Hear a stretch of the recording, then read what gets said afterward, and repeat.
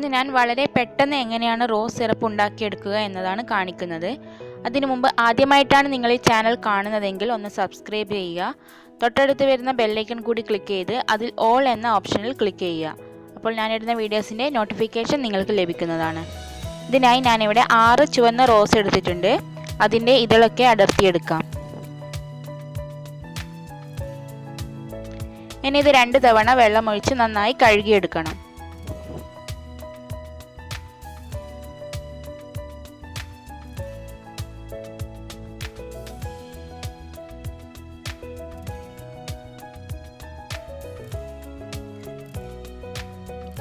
ഇത് ഞാനൊരു അരിപ്പയിൽ ഇട്ട് വെച്ചിട്ടുണ്ട്.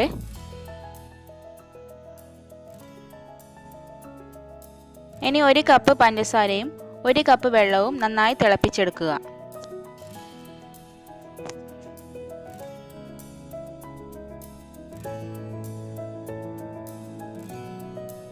ഈ സിറപ്പ് കയ്യിൽ ഒട്ടിപ്പിടിക്കുന്നത് വരെ നമുക്ക് തിളപ്പിച്ചെടുക്കണം. ഇതിപ്പോൾ കയ്യിൽ ഒട്ടിപ്പിടിക്കുന്നുണ്ട്. ഇനി ഇതിലേക്ക് 1 ടീസ്പൂൺ നാരങ്ങ നീരാണ് ചേർക്കുന്നത്. പഞ്ചസാര ക്രിസ്റ്റലാകാതിരിക്കാൻ വേണ്ടിയിട്ടാണ് ഇത് ചേർക്കുന്നത്. ഇനി കഴുകി വെച്ചിരിക്കുന്ന റോസിൻ്റെ ഇതളൊക്കെ ഇട്ട് കൊടുക്കാം. ഇത് നന്നായി ഇളക്കി അടച്ചു വെച്ച് 2 മിനിറ്റ് ഹൈ ഫ്ലെയിമിൽ ചൂടാക്കണം. ശേഷം ഫ്ലെയിം ഓഫ് ചെയ്യാം.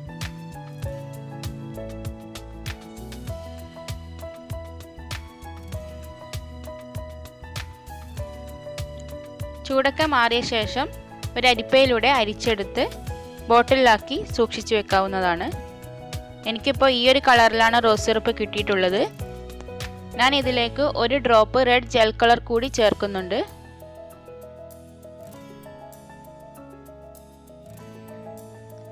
ഫലൂദയിലും ഡെസേർട്സിലൊക്കെ ഉപയോഗിക്കുന്ന റോസ് സിറപ്പ് ഇവിടെ തയ്യാറായിട്ടുണ്ട്.